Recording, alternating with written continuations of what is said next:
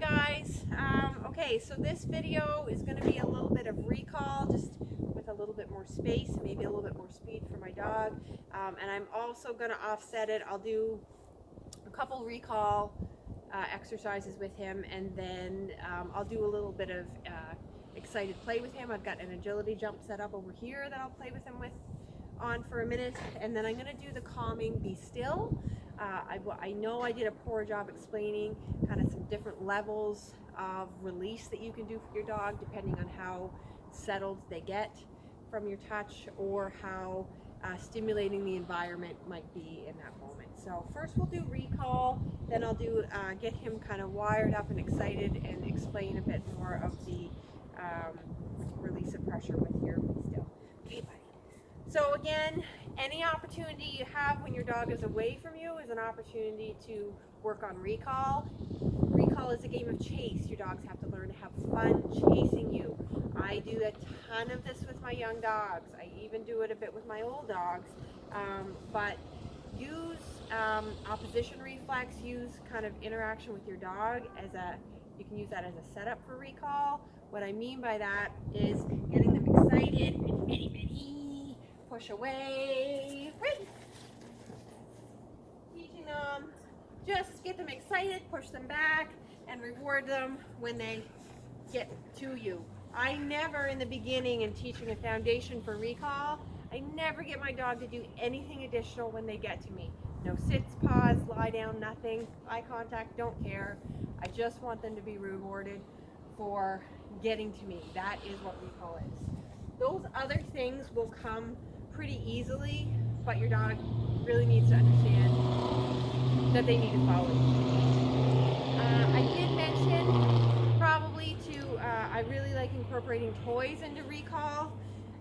As an agility enthusiast, we use a lot of tug as reward for our sport of agility. So I really incorporate a ton of tug of war into my recall.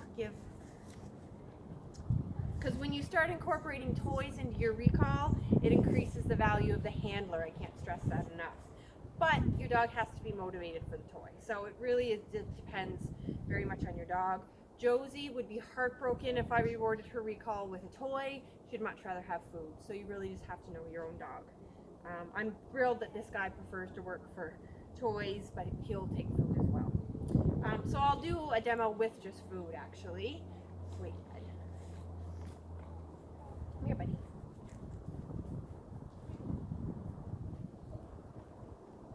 So what I had said a couple of weeks ago, sit, is to leave your dog. You can have someone hold them if you want, or if you need to, have someone hold them. But leave your dog and walk away a few strides with your back to them. Turn, look, and engage with your dog. Call their name and come and take off running forward. Once your dog catches up to you, grab them with one hand and food reward them with the other. I tend to try to have my food ready for this one. Breaks come. I reward nice and close to my body as well.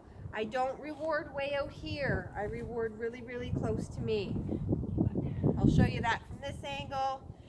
Here, bud. Here, bud. Sit. Sit. Wait.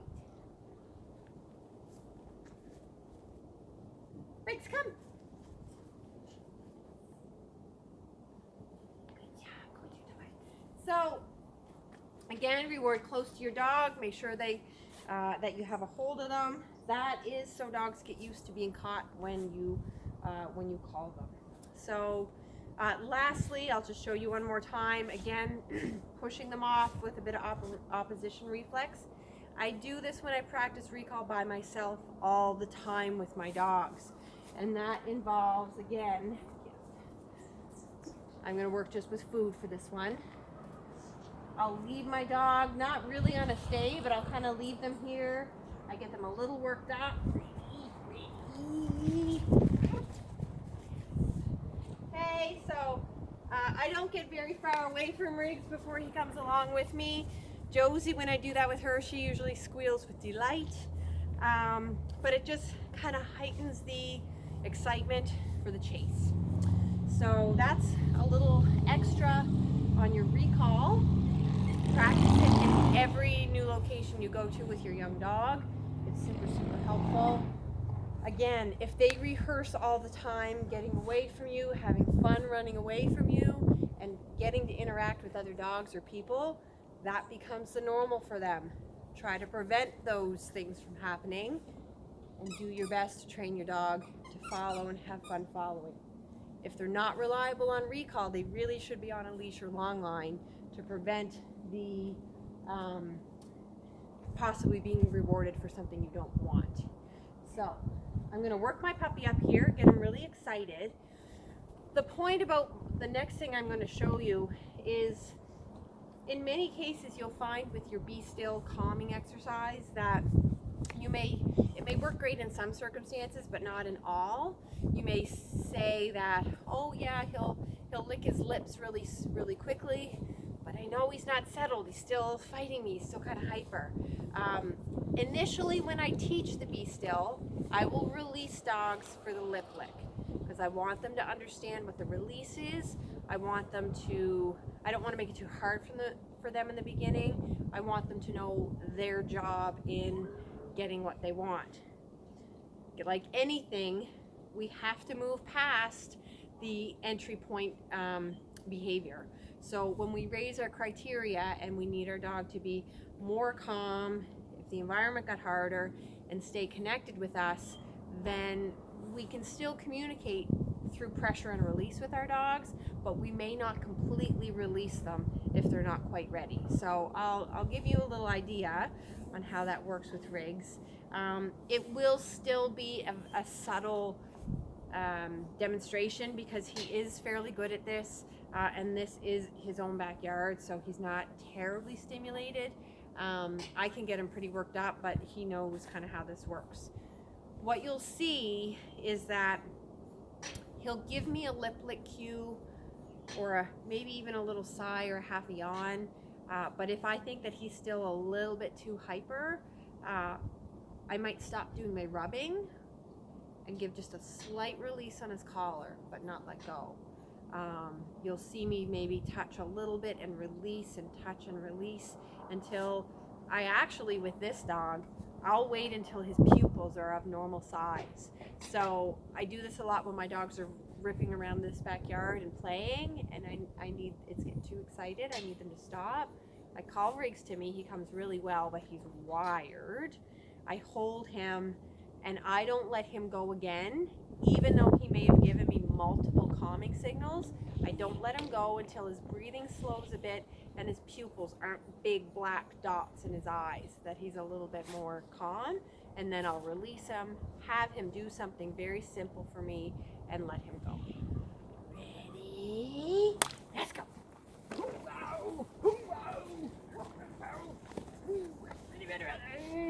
Ready, go. Dig. No.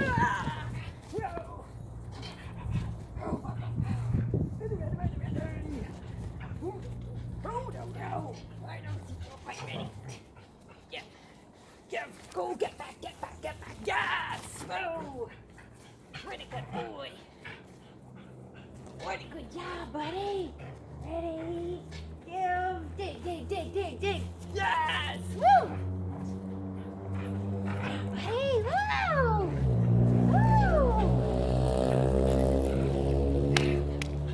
That's a good boy.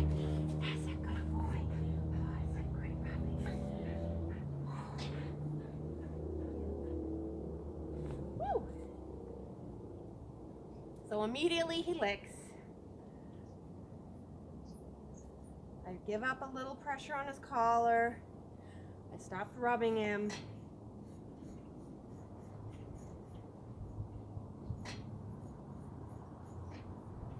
I'll see if I can wait for a yawn with him. His pupils are actually normal size, so I'll see if I wait for a yawn for him.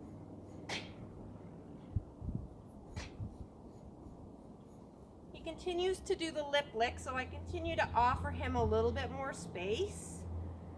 I move away a bit. I still don't want him to do anything but stand. I want him to stay in the same position I put him in. I'm making him think.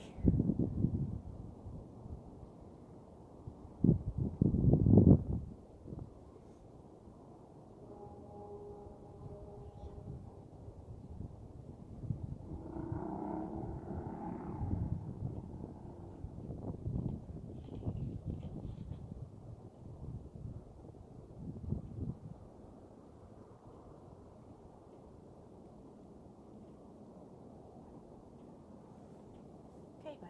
Briggs. Flat. Okay.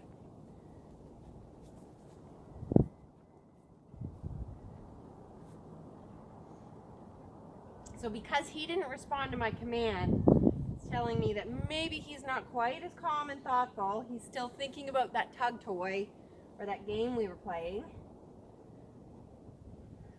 So I just went back to holding him again. Again, for most of you, this is used for overexcitement. Maybe for when guests come over or there's another dog on the street. For this guy, he's not too reactive to other dogs, but he's pretty excited around people. So I use this around people a lot with him.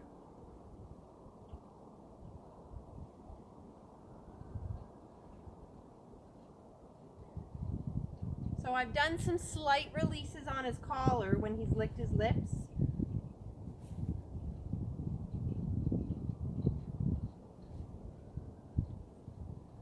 Good. Good boy. Riggs. Flat. I feed my dog in this frame of mind. Do not feed him for whiny, anxious behavior. I do not feed him for big black dilated pupils. I do not feed him when he's distracted by other things. I don't even use food to bring him back to me. I go right for my dog. I hold his collar. I bring him close to me. I may block him from whatever he is overstimulated by. And I use my handling, pressure, and release as an indication to my dog about what I like and don't like. What I love is my dog in a thoughtful state of mind. Yes. Who can stay, process and think and do a behavior like a down stay. So usually I'll put them in a sit or a down stay. I prefer down stay. I think it takes a bit more thought. And in the long term, it's a nicer, subtle exercise. Okay, bud. So he goes right for his tug because really that's all he was thinking about was his tug toy. But he was able to put it to the back of his mind enough to stay connected with me, follow through with commands. Again, I know to most of you that first time when he came back to me and I asked him to do something, he seemed connected, and he was to a degree. But I asked him to lie down and he didn't, and I know this dog, and I know it's because he wasn't processing what I was saying. He was thinking about the other job, he was thinking about his toy. When I brought him right back, told him, I need you not thinking about that, I need you present and thoughtful here. He did settle again very quickly, stayed more connected with me until I released him. But again, his mind was on that toy, which is fine. Your mind can be somewhere else a bit, as long as you're in that state that you're able to process what I'm doing here. So again, I hope that is helpful. I think that this is the best kept secret in dog training. It deserves the attention. It deserves the work put into it. You will benefit so greatly in all those high excited, difficult to control situations with your dog. If you fight this fight now, those things will get better. Once you master this in a standing position, you can use it in I don't use it in down very often unless I'm maybe stepping on my dog's leash in a down, but I'll use it in a sit position. Come, Riggs. Come, buddy. Come on. So sometimes in a sit position, if my dog is really over the top, I haven't had to use it for this fella yet, but it might be holding underneath the collar, and I use my hands or my thumbs to try to control my dog's head so that they can't look either way. And again, the same thing. When you feel them give in a bit, you know maybe they're not quite ready to be let go, you can release some pressure on their collar. You can maybe move your hand away from their face a bit. give them that indication that they're doing a good job and they're on the right track. But they don't get that complete release until they're completely present with you. I release, I step back, I usually praise flat, flat. Not sure what that was. And then I ask my dog to do something, and I'll typically reward that. Okay. So that's your Be Still. Please, I welcome any questions. Post videos of you doing this with or without success. And I look forward to hearing from you and hope it's helpful. Thanks, guys.